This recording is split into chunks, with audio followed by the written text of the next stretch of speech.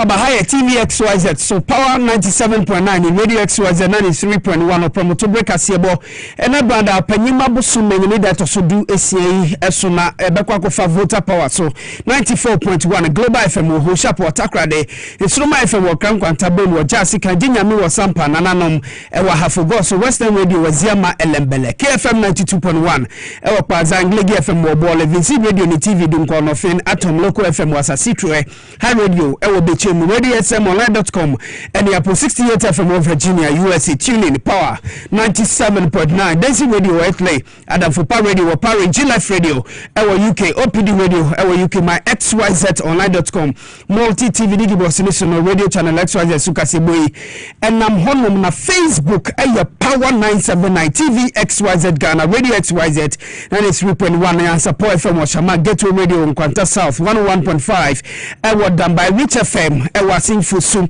Anapua 105.1 Wahafo Kenya say Trinity FM Ewa Bogoso Sunset Radio Ewa BBNA Bono FM 107.5 Ewa Sunyai NFA Uko Eye Kete Krachim Potema Yawa Nuwasi Radio so 89.1 Woman Yina Wangasum NFA Laos Annes Television wa America Buchimemu Kasiebo Enam Honum Nebedimu Akutindini Enede Yesha Nimse Esantimewu 242 Otoswe Ding Bawku Intemjine Jumedi Kodio no de homane bo ebekwa koma mampanyin saso ana Ghana mampanya be de kire de atodwa se free sanitary pad ya che ama asuafo nkwada ne ahwe se ne nyina no eye dia yaje ewo oman Ghana mu Palestine man no wona ne musini obesum ye oman mu mfisha mako du ebia ko ne ho de najuma bananwe nti onne omampanyin abedi kire akọ ehemudi modin zembi atunanim Saso ananeno Supreme Court akwa asetena na ata kwanda reverend si ebetwam si antwam no omakohwe asinkondwa ewo ho isembisi nwanso watiwa epoya batom pesa so ne yebekọ akohwe isem se ne munsem etipotin si bia na abankra jipanyene ndidi se ordinate ofiase anase nye no kware Sanso ana aposifo mpanyimfo apamane se aposifo bi ehye uniform no eko social media koye nnuma bi nam so amesi atwe bi asensei omampanyindi dawo eye nana do na nkwakufa do chemse nye no kware da se one omampanin eye John Dramani Mahamanya nkitahudi bi efa no Ken Oforiata ni nsemsem eho Saso and na Forestry Commission so anya breast say 0 and say 0 red zone no sani nyina na betimi aje say nyema bi wo ho ba bi wo ho a en wo se ebo ewurem ho kwam ho en ho nsam beti wo Kasiebo no emu Kasiebo nyumeku bi wo ngadaro manti ene yeti ha yemfa sidan koma mega cash for efe gentle step madaka yedam ase X natural mineral water yen super ye beno ne fe minsa kapomo no star 274 hash en nyumeku fifu bi ka enum ho ene yedi Kasiebo erebamo ene ewiabre akintanfo medin de akra kofi dako mene akuya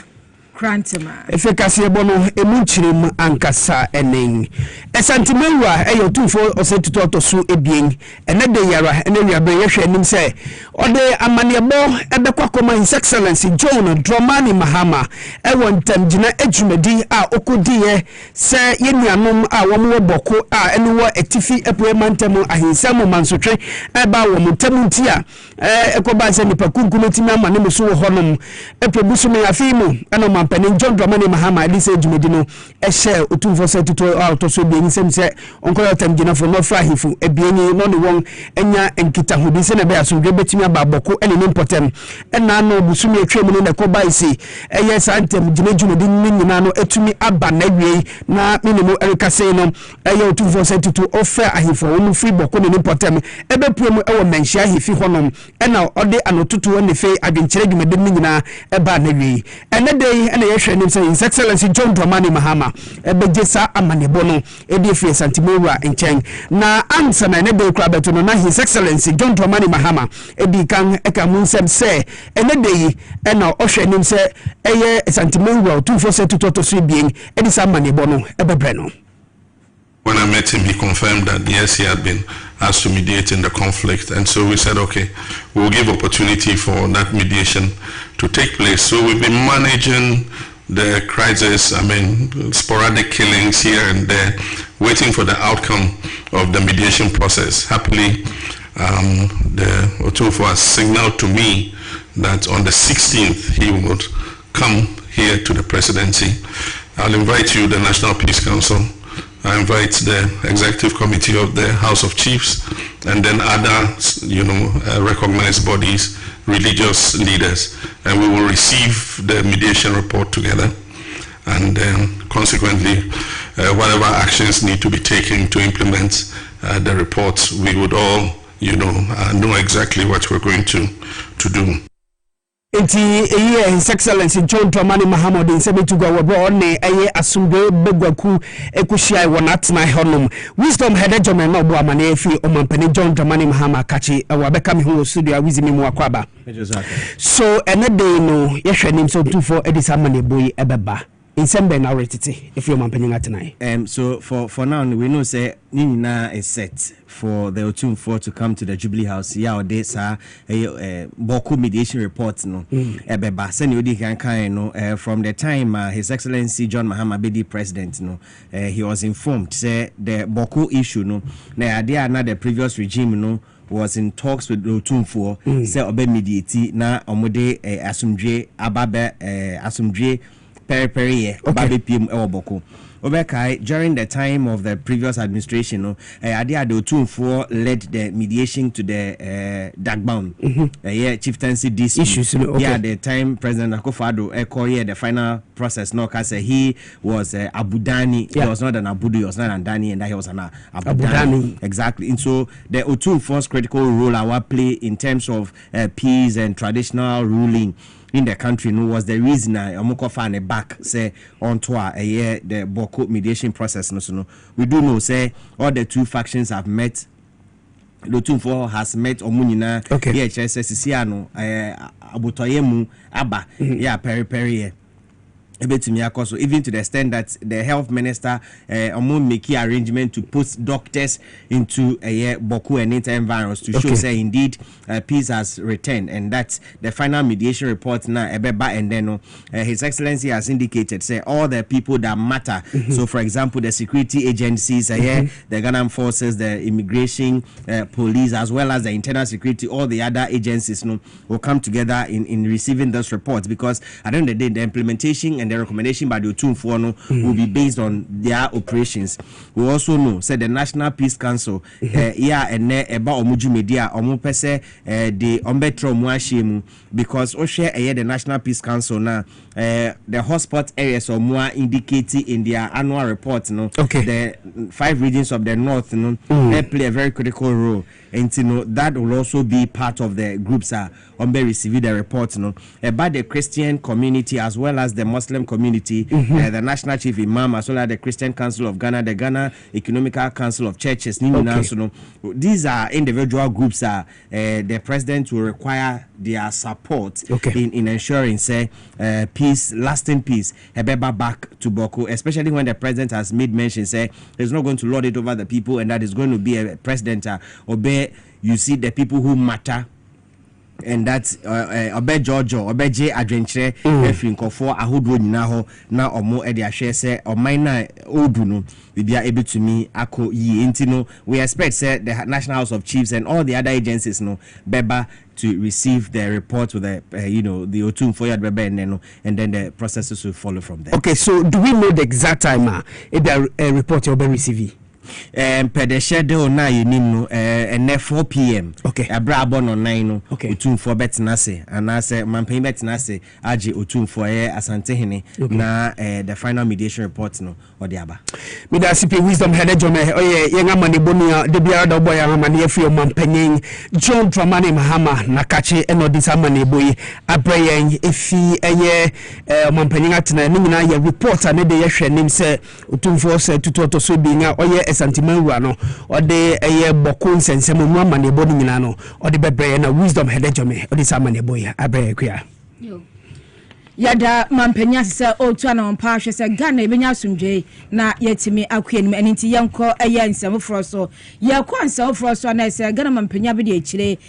obemfo je na no poku agemai de nsem bi atudwa ojemisa aba no ebo no homoden se Ghana emaya se edu mpenya afeso se bia yabu yansa ne ekọ school ebre no so a omonko tene fe se bia yenya bibi ensiesie ho enti yenko school nkonkosua de enti se de aba na hya ase ase na oche sanitary pad no obekoso saa boa se benese humesua ewo emba fam no ebetimi akonka bibia ntwintwan ya na musie ntimi nko school anu nti no ye betena fie na no eno chemsa wo hwe na se saa dwumadi na aba no ahya ase nyakopon ya adoma afie besimu no sika botente se aye 292.4 million Ghana cedis ana saa dwumadi no sa aba no ade ato so odbehwa boa na aye free sanitary pad no dwumadi no etimi akoso ede ama Ghana fo nyina na ninsemu eno asrese yenhwe se Ghana ye wonwumeku awudo a omuso saa sanitary pad no mu ye bi e Ghana heya eni ntisi eto na ya chede na si eto Ghana for de omaye no aboa na se eye local se omo ye sanitary pad ni ade no so no etimi akoso beboa na mbebu so no enya adwumaye ewo oman Ghana mu nsema se eye Ghana mampanya be de akira de tudwa ewo sansemi hu no moma yentie bi. When school girls receive locally produced sanitary pads, such as those we get from soft care, they gain not only improved hygiene, but also support from a functioning domestic value chain. This matters because menstrual hygiene remains a significant barrier to girls' education and well-being, particularly in some disadvantaged communities. UNESCO estimates, for example, that about 1 in 10 girls in sub-Saharan Africa misses school during menstruation. And in some areas in our own country, far too many schoolgirls are forced to use improvised and sometimes substandard materials because sanitary products are unaffordable. This leads to many to miss several days of school each month. To address this, government has allocated 292.4 million Ghana cedis in the 2026 budget to continue distributing free sanitary pads to girls in primary and secondary schools nationwide. To reinforce this intervention and stimulate local industry, the President directed that all sanitary pads procured under this program must be manufactured in Ghana. Anya iti aya Ghana mampani abedi echiro benfu jena no poku ajimai ena yeten nkana no siye no ena oswafo ya pa no hwe eye trade and industry so eye honorable Elizabeth Ofosu Ejare osanso ya mrache bedweni ewo Techimai North eka eto asesa wo hwe sadia sa software dwuma yetimi ebiebie mu na ekọ na eno kire se Ghana ya crowd se ye behwe na Ghana enwumaku ahodo no enso etimi anyini. Production line delivers tangible results. Output rises from 60 million to 80 million parts annually. The factory expands and hundreds of jobs are created. Yet beyond these numbers, the real story is the people, the men and women who keep the lines running and return home, knowing they have earned an honest living. This is Ghana's industrial potential turning into tangible impact. This is the Ghana we want. Factories expanding, workers being hired, and products made by our own people filling our shops. Every part made here reduces imports, keeps money in Ghana, and strengthens local supply chains. Until recently, Your Excellency, Ghana imported nearly 70% of sanitary pads consumed locally. Today, local manufacturers supply over 65% of demand. With this fourth line, we project $8 million in annual foreign exchange savings, 400 direct jobs, and over 1,200 indirect jobs. Na we no aye Honorable Elizabeth Ofosu Ejare na yete nenken. Power 97.9 if radio XYZ na 3.1 yentua Kasiebo no so na egusu gina o mampanyin abedi ekire na kache ho esank se ene de yara oni eye Palestinian fo won o manna na musimia owo omemu wabeso ewo Ghana memo infisha poripori du Bawku intermi ene fe na eye onyankopon aya adoma wo se osan okona echibiom ekotua na adwuma ne so ewo Palestinian manno emu na papay leading His Excellency Abdul Fattah Ahmed Khalifa Sanitary ene dey okokra eye omampanyin abedichiri Her Excellency Professor Nana Jane Opoku Ajiman ewo ni office ena one no ekodi nkra krakrakra etwato se obesumye ewo yeman emu na omampanyin abedichiri ne de nhemudina eba so no one osuafo abedichiri ohwe amano ne hu so Deputy Minister for Foreign Affairs James Jachikosin eka hobi ene fame Her Excellency Vasen Agba Bakian also Foreign Affairs and Expatriates Edima Palestinian Magno Eka Hubiane in Shemudino Etumi Ebaso. Her Excellency Professor Nana Jane Opoku Ajiman Bra Rekasa and also Papa Osha Nejuma so Obedi Womamuno Etimia Buama Anyankufa da Mangana Nefe Palestine mangno emuno timia shemuki na yiye papa enti osi o mangana ye hira ni ye bra orikoyi no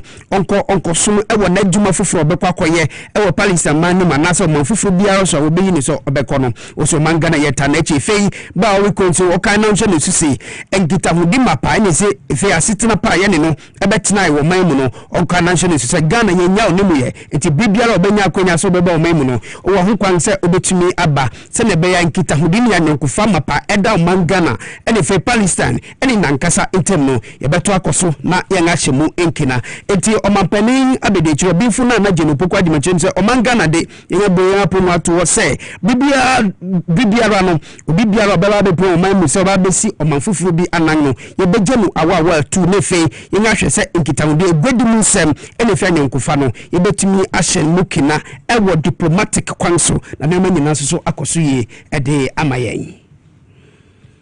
yantu afena yakọ aya ensem from enei yenyina yenim se kopiemu awo Supreme Court na yeni edakwan pa se pandai se eye abatu anka besia akoso biom no enei Supreme Court mpanfo betena se na omobobo hu natimi aboa na yenyenim se pandai no eye Tamale High Court echem se nipa oye mrahye bedwani ewo ho owura Matthew Nyandam no kwan ofa so ebeye mrahye bedwani no emu anda ho ye confusion esisi akire no na ensa emfata eni ntie se ankanyankopon ya adoma na bosmi omu ya de toso aduasa eye 30th December no ombesan akoto abani biom ewo ho na ya hwese se eye hwanpo na ebedi nkunum ewo ho na so amane abo agese enenam ene se enenu emra se court no ekọ asetena no bibi foforo asan asiachi Supreme Court no adensa beto jochirem se asemi no nyankopon aya adoma January bosum de toso dumiensa no ombesan so atena asem no so biom na ese nyankopon ya adoma eye 30th eye December rewra no enyadia ebekoso sedia na yenim no na nyankopon ya adoma ombesan so atena asem kuru ya so eye 13th January na chese bia ho no court no betime make decision se bia yankonkoto aba no ana asempo yentwem ana se nipa chese se oyemrahye bedwani no onkoso eni nedwuma nyankopon aya adoma no nsia biremu sansem nkyirechiremu yebedom asuko na ni nyina no yade no so ade amamo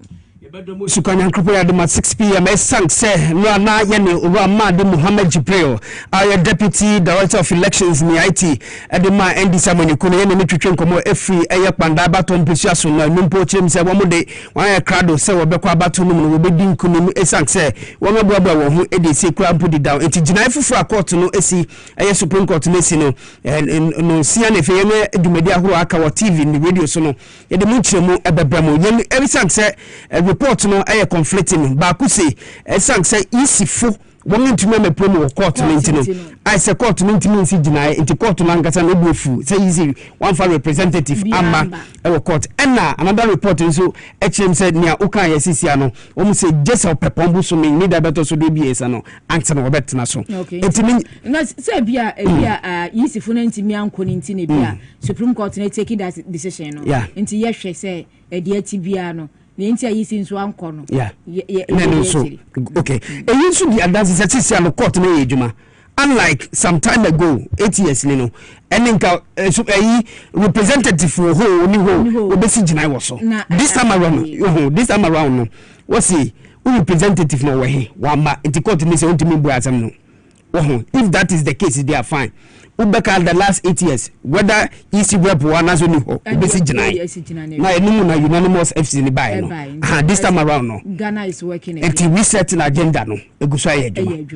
ye tua Kasiebo no so enko pemu appointment me sank say etiwa epoya baton besua so na ya enko pem sa brain sank say abankra chipanyin wo ho honorable Ernest in team na wabo amane echem say insem bi eni namwe na nipa bimpo erichem say wo se wodi na ato efiase ochim say sansem no enye no kware nti ya ne mo erika say no omofu nyina ntu sansem no engu abankra chipanyin wo bo no sentwefo eritwetwe nkomo chem say wodi ntansem bi abono ewo ko Forestry High Court 2 eye no yara na santansa no wodi abono no wo ma fine no say 12,000 Ghana cedis o metua esan say o say court mra na wo buso nti no wodi eye contempt bi na abono ewo asase bi ohunsem biti a ne nyina no wo say asase no eye illegal mine na efa megudi tu a na memra kwanso yinti na sansem no etumi eba nti court no ohunu say abankra chipanyin odifo ewum na mmom nyese wo say wodi na akotwe abanku kumana say wo say onko de fiase wo say asem no enye no kware yani mu ka say mpembe asem no guso a erikoso wo ko Forestry High Court 2 honum bepam no yensa beka yenya manebo ne Beneza Frimpong na gina ya court no besi ewo honum susu no ne bepem abebia nso no yede mu kyeremu ebebra tiefo ene fei ahwefo yankwerim na yanto aso na ene yakọ Ghana Police Service for akache na se yaka Ghana empanyimfo ahwe Police Service dua na yentimi yi IGP enfrimu owura Christian Tete Yohono na amanebo yensaka eni se cheseni no Ghana Police Service achirem sentare na yadema eye police fo no awoso mo hye edi ya adwuma pa ebo mei ho ban na mom no enhya tare no nkonko gina social media say ya TikTok say Facebook say ya de kika kan woni nyina bi enwoso okọ na akọ enum bi a ensem fata ehom na service na ebo amane say aposifo bi ahye ntare na akọ gina social media no so a dia omo ye no na ya bambo eno omobo na mom no ase dia omo de adwuma ne ntade no edi agodi fo bi a ne nyina no anya de timi akọ ye kura nti animanim ya no aposifo mako num bi e ho a se ya twa asensen machese be nhwemu e wo sa social media na omuko ye ne ni omuko ye no so omu ye nhwemu e wo mu na wo hwe sa nipa omudin e ba bonten na Sergeant Samuel eye agbaminyele ono aka ho bi sa so na eye Corporal Isaac Impere enso aka ho bi efe Samuel Ebo na fe eye Corporal Charles Odro na fe Constable Elizabeth Deke Koko sankrofui ashentade eye police phone tade no social media no monka se bia menkoso na se obeko social media no so a hyewa wankasa watade anya atade a Ghana for taxpayers money a yato ediama o se hye for ya adwuma na beko social media no so se asa no moko sa yo se dia no moko ye yo enede ababetodwa se ye hwe omu nsemu ye ti omu asensen na ye hwe se sa kwadu ade abom se social media omakọ nante so fina ba ne edi na so chese we wo service mu dia fini bi wo ha wontimi ndibi ja emiendi ya fini civilians be di fini no wo service mu wontimi ndi fini ni bi enti ne fina ba omakọ di bi ema mo ho akiro mu nti ye hwe se sankrofo ye be hwe mu se bi om ho son a adwuma no menya ye ante sanso dia na se form se bi no atono ebi be fim na ebi num so akwakwahye aye adwuma no ede amaye As I said, no, madam for be, no, my company last year. No cutting, no, as in training, money ding. But no, I brought now on my Beninga Bidi, commission, a year, Sapadi story now, okay. And I'm who, and who will say, hey, co, let me say, agree, and I'm saying, oh, yes, oh. But can me hug a grass? What do me hugging me? I think here. Or uniform. It's one man and the when oh challenge so the lovely gamino ben ya. O say agrasisiano kwambia bedai entem enti uniform. So obetimi aye bribi krana just say or uniform. Na enti na hu behia say ansa obe join institution bi no I was so ubisa mambre ne enhyehyey rules a govern that institution because me to betimi akọ social media hwan yi so akọ dia mpa bia but we shey uniform na me be teacher obi a civilian obetimi asori so ko demonstration adan ya ni sika sam enye ni pain sam nye ebi also ko nyeme bi also nya adwuma mu nya obetimi demonstration ba wo service ni ma ni sa kwanja no enti na wo so busa enti minim se we mama mbusa o sai so mu na say amu twi o mani go so enti ya pa cho mo ma na ya be pa cho na ya mfa mbo mu kokko was the last 2 years na covid and 3 years ago covid ni buy na was a police for mo and as was what is gebia ma wana na was obey o wan che ni ye enti damu was a police foot obey no madam fu bibom that time no was okodan nachi already na ni dia no so make me uniform no bet me ni mama de we no say o ye kire na ni no obey enti no abani sabat we di anka adwebro hu because adwuma hu odene Dr. Kasiebo no so na yen call himself fufu emo o mampanyen di down na adodan kwakufu ado ni office wo de nkratase bi aba echirem se nsem bi ninam from mem say only on mampanyin oti ade so His Excellency John Dramani Mahama akonye nkitahudi efa Kenneth Nanaya kuntunkunu ko foriata o manga na bibia bese nko yamfutu sanfo ninsensem aye bese obeprom wo mema na o meyi nsem bia agoro bia no mfa maye no ehono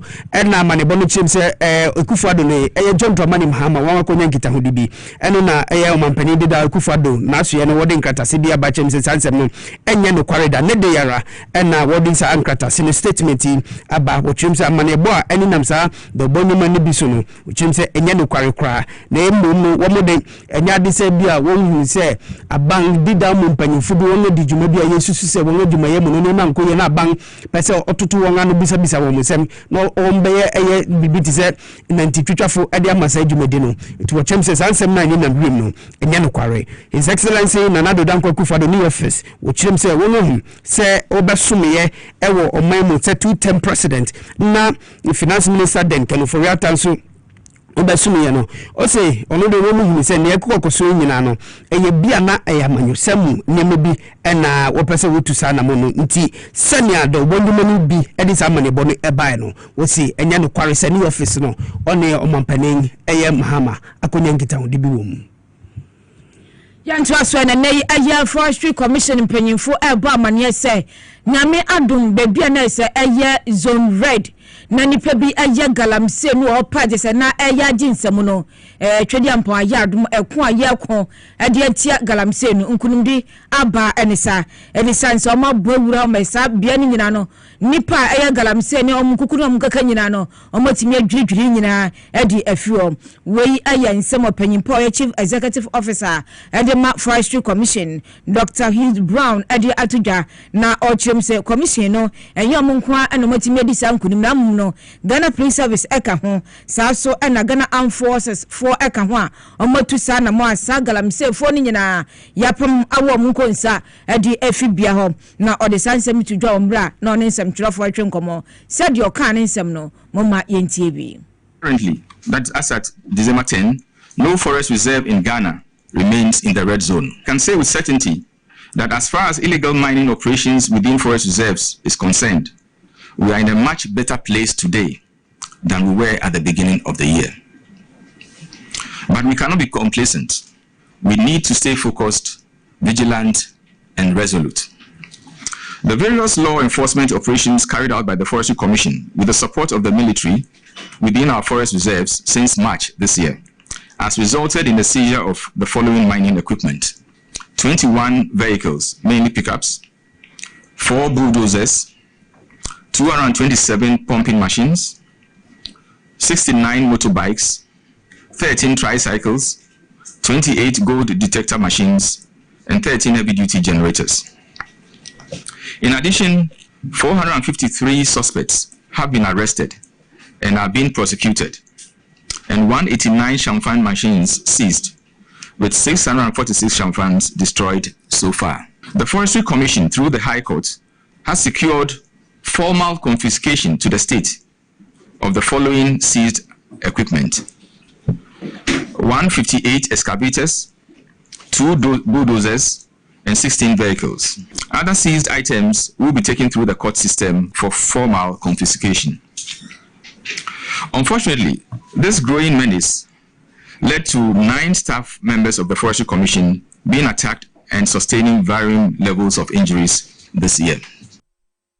Na enuachi na Dr. Brown aditudwa biem se sawosha omobomodi eye adwuma ni nyina no bibi ho a eda so ya kwansidie edema Forestry Commission no omse omadwumayefo esa sanso enom hia eye nema hudu bebre betimi ase founding ni ade na fe sadia amanfo tata commission adwumayefo ewo kwa mu na yasem kuma na so mun konkora aya ada sema anesa enti omo stress wenu aya ade omehia na boa na ekono omwetimi edi nkunum ye pa ade ama Ghana nyina. As we build on the progress made in 2025, the Forestry Commission aims to consolidate the gains, address emerging challenges, and accelerate the transformation of Ghana's forest and wildlife sector through the following measures. To review the Forestry Commission Act, Act 571, with a view of transforming the Forestry Commission into a paramilitary institution, restructuring and repositioning it to be more effective in confronting current and future challenges, while leveraging growth opportunities. Introduction of forest protection camps for forest reserves and rehabilitation of field camps within the wildlife protected areas to improve law enforcement and early detection. Streamline the operations and resource the Forest Services Division and TIDD checkpoint system across the country. Intensify stakeholder engagement and education for collaborative forest protection and development. Expansion of ecotourism sites by including forest reserves with high potential for ecotourism. Develop and implement a payment for ecosystems service scheme. And so far, we've done quite well with carbon, but we are looking at other services like watershed protection, biodiversity conservation, etc. And this would help support conservation and restoration of our forest reserves. Na weno aye Dr. Hugh Brown ono na oye penyimpa Forestry Commission oda ano. Yes, to me live for Facebook or Power 979 TV XYZ Ghana Radio XYZ 93.1 yantua Kasiebo no so na adwumayefo bi abebi abeso nko no mu ye dwuma emma eye company bi wo se won dingni eye BCM Ghana Limited enti adwumayefo won kuwa won atew Ghana Mines Workers Union wo mo she Trades Union Congress ase na wo se won dodo be se eye song 700 asabe won apamo anase won adwuma ni bi mbepemene sike bi e se company no edema won no wonsa enya nka yenti wodi nafua makomako biesa ana kwa ma company si wo hwe nim se after the 3 days expiration no wo modern etuasa akai emfa ema won adwumayefo wote wo hu gumotin so ayo ye kire kakra se ne be ya mpanyifo bam se yi won ni abruye papa enti wo se bra won ayo ye kire wo hwe nim se adwumayefo kan wo mo ye dwuma wo hono mo ye over 700 no won sabetumi akasika wo se wo mutua esanse wo se be se busumi edu echirini a won epamo na se won jaisa adwumai eye na adwumayefo won twerefo panin General Secretary edema won eye Abdul Mumin Bana odin sembi etum semtwerefo enim. The redundancy, the end of contract benefit is our sweat, is our blood. We work for it, and for that matter, every penny must be paid to us. And so today we are gathered here to demonstrate to this year that it has between today and Friday to pay us our money. Notice is served and notice is hereby served. That between today, Tuesday, and Friday, we expect our end of contract benefit to be paid. We General Secretary Edema Ghana Mines Workers Union day Ede Abdul Mumin Bana. Ya twaso na yakwa nsɛmfo mane amfie ni nkyeremu ewo otimantem no emu yakwa na se eye nkwanta not ho na yede ani ɛkyerɛ na ababeto dwa se okopiem ho a babasuremfo HIV/AIDS yade no nyame anim no ɛkɔnkan ɛho a ɛnya asɛm kuma na msae so maban anemusini onunyanfo eye dodo kudu isa azia ade nsɛm bi atodwa na wakyerem se hobehia se Ghana fo nyina titiru adehia ɛwɔ nkwanta eye notwo bɛyɛ ahwɛyie sanse yade no stella eshelai enko babia na yentimi embo de afutu pa na de am obibia se bronya bei se anigye ne a se pa hodo abekoso nipa ba town azase enti obia mani enda ho na onkofo how bi so emfa emba na se ni bisa enko how yai apomudun yesanse Ghana hia yai se be adwuma ati aboa na impunto etimi akoso nsema no abo edi tudwa no ebi eni Titia ye tinise HIV na very high. and I wish you am content of your second authority. They are high. Now, so we are putting place in measurement. Yes, Chestena, Yabaye. Nemetre, a month on the mestre. Sir, Oko doctor, now Oko as we say, who is HIV. And yet, Ferry, and Cosse Bia, who are Yarinitino, who call a software DC4 chain, mestre, moon forcing a mumbra doctor. Now, we show me from 2 in Bronoso. Nothing a bear, a brassy. Kakra metromo. The messa cabin say, HIV no. A reason quite none of no. We have to put this in measurement. Especially, dance now more for echo and a joke. A year by 7-8 year in Jai system no. A boss am a diache. O Cobon say, I will follow me at them, men prano, a dear bro. Sam Koran under age 10 years, 12 years, 40 years in banning by one. No more changes are madiachi. These are some of the causes are malicious eba. And I will get to snare over Nkodan Kitty almost story echo get to winning rano. Until many are in Fubekasa. The authorities know. If possible, cry better security baby. We'll make sure this Christmas time we put this in measurement. NIT aya aban anam senior awo inkwanta not aya honorable Dodo Kujo ena yetinin king na wo enkwanta south so abankra chipanyin na wo ho honorable Joseph Awal one masebegwene Jafrikini wan ka ba kire me se ne be ampuntunu ma betumi akonkan ni ntini won akusisi suku adan e de ama ne manfo a won won potem titiri wo kire me se be se fitiafi apima hankro de ko be bepim sabre no a won ni suku adan papa bi e wo honom na wo bra honorable one ye ngama ne boni Ibrahim so eretwetwe nkomo chente ye ba John Dramani Mahama na ni suade ho ne finitu mu pose obehwe se suku baby biara Ghana fo won obenya akonye no anko binti ana ni mensi no mu hono won tu sa na mo no ye pass se na contractor no eka no nyame adoma by close of March the next year the be hand over facility e the ama community no na nkwala no twatimi anya ba bi pa atimi asua de ye ba ha de di ka wo chese na edan e wo ha since 1962 ana omunya school dan since then omunya school dan bi asada it is yaba be do ani omampeni John Mahama akai omo no di bibi say drum de a ya nije momo and then so after 2nd October ma be do ha amado hu sa aduma contractor na emeti na kasem fat ya de ya ni aso ye papa ehun be hia so say so abre na abre nyina no ye be tu anamo engineers ne ba omo ma me feedback all the time but ehun be hia se man kasa so me di mani e ba be hwe progress of work na ke say how bi wo ho a yetimi aso ano but maba bedri the mechanic contractor no ye due diligence or ya juma or ye quality work sabi ni ye pe ye di we fa so chere contractors nyina yes momo adwuma so mo ye o municipality mu say o mo ye adwuma senior contractor we asi adi no ho ato a won so ye Ghana ni a ono so ye de boa o man Ghana no enwachi contractor ni ye Emmanuel Jokoto chemse bia wode amano no obewie adwuma no ntempa so. The nature of the road make it difficult for us bringing material to site directly. We have to unload. We bought what do you call it? This is our quarry, Kajakro. And then we have to come and load it at the hilltop over there for another car to transport it to the site. Especially we have been using our bobola after a whole track. Unload it, then we have to use our bobola to transport it to all our materials to site, which is another. Mami fasi danko ma mega cash mi patro ne obeya ye simple dial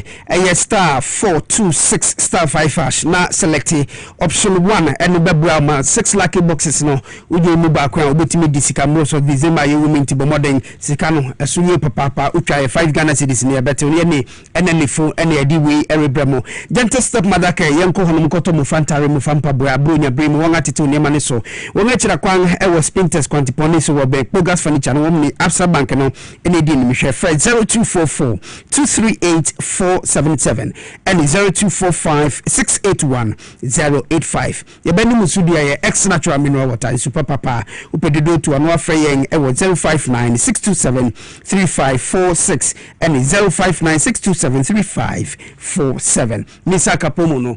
star 274 hash star 274 hash the national to say we will be on official domain and say do awutwe ontimi emfa honyem enu echi do your penny network biara uyusu no betimi andale star 274 hash esanse the National Lottery Authority ejina one characters platform so in any way every bremo ebekwa konum ex natural mineral water ni be ye by the gbedi mu amanebo ebebremo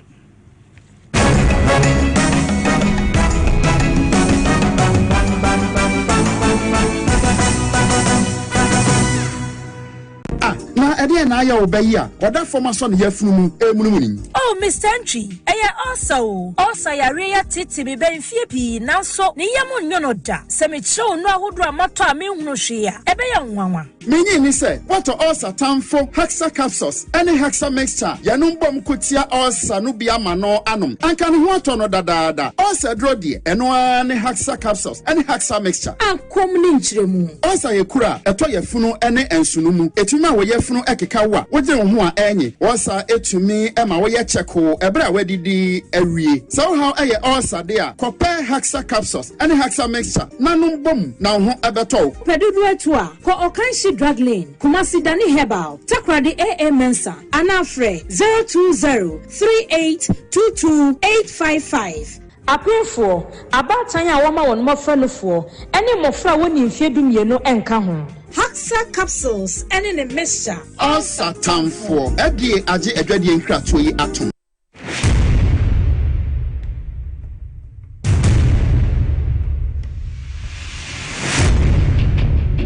Every human body mass should have at least 60% water for optimal performance in any physical or mental exercise. We can help you maintain it naturally.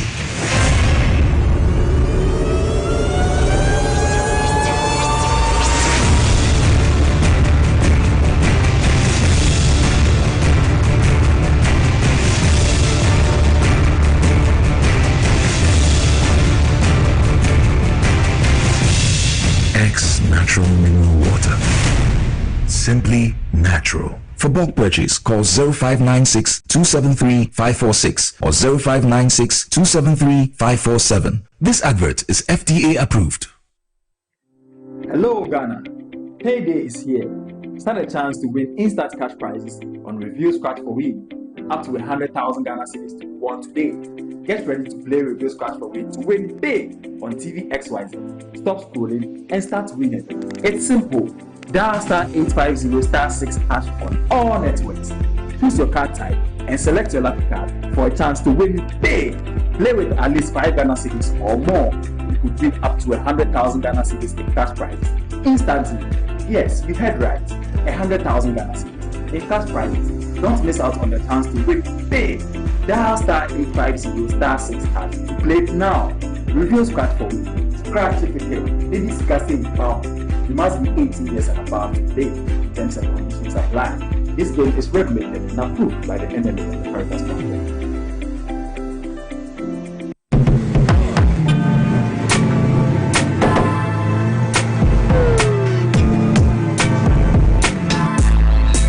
Welcome to AutoCheck Vehicle Diagnostic and Licensing Center. I hear my car can be checked here without going to Accra. Sure.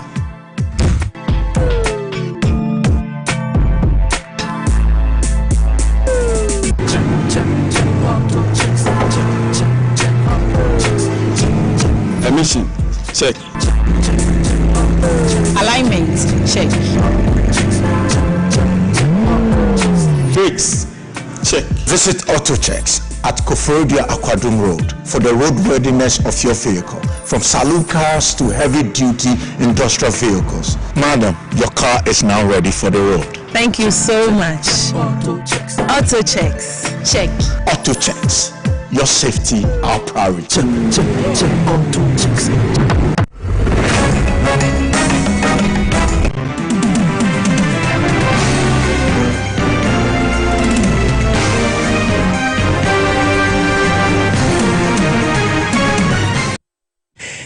Omo akwa aba ya koje nga bo afun krato ofa ye nyadu su no ye sika se me godi amane bo na nka me ni be no ye nga dwenti nke ba kwa ko diburu nya no wokpandai ni aba ide bu ake mama ye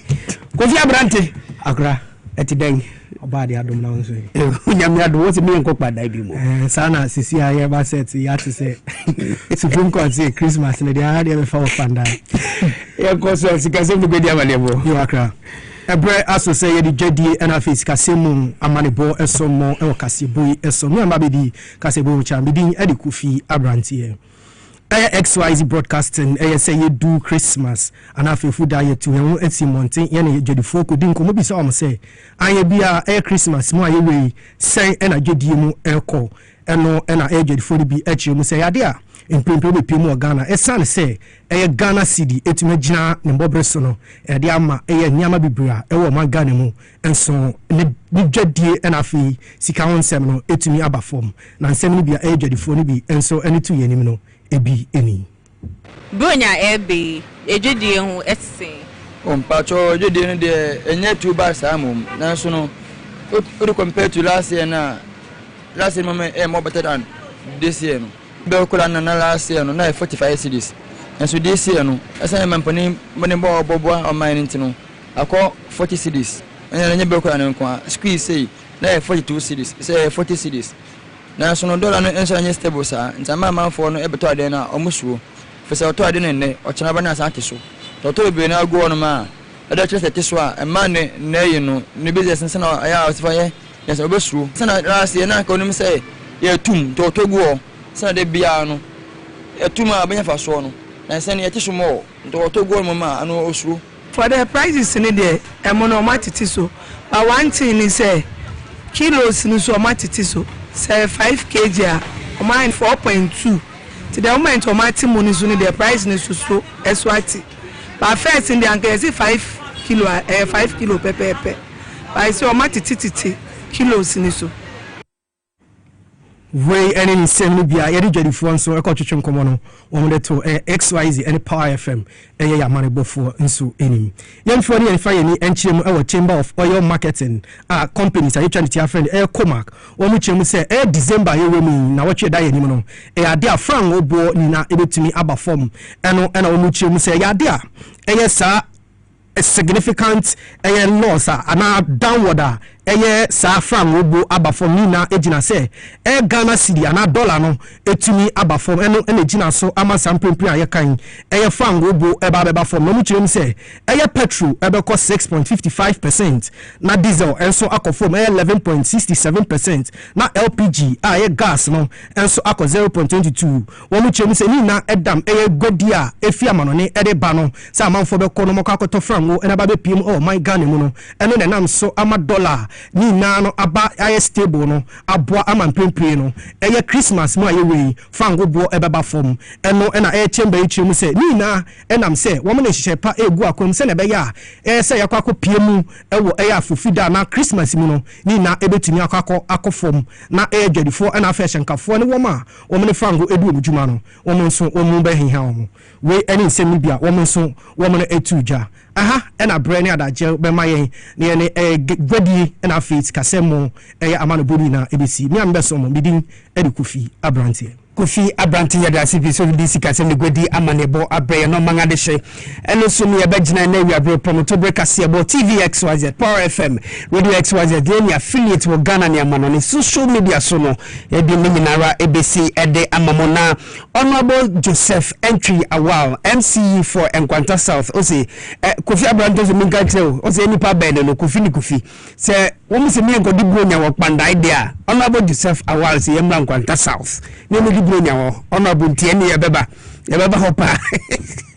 so say me enko kpanda enko di bronya dia ene yemra Enkwanta South ne me di bronya e wo ye da CP self follow ye de biarada ye da mwase ye ne so ye papa asida enkoma newsroom team amma poma chechiku Kofi Abrante ya dubia ni MPC Elopoku Majori Evergreen any entire team ni nyina no ye do bia some supporting de Kasiebo Ebrem so na MCR say omama Krante miame bra so na Mr. Emmanuel Nete and afi Emmanuel Kisi aka na 19 the one yeah domi nyina ase and afi Elizabeth Tego and I say mami soko lovely inti me don so ase okay yanga ye de Kasiebo ye be kenkan edima mu medin de Accra lovely Kofi Dako usha me chiri ho anu afra me Mr. Kasongo e abre me ne akuya krantema ya da masi mo moniti ni hwe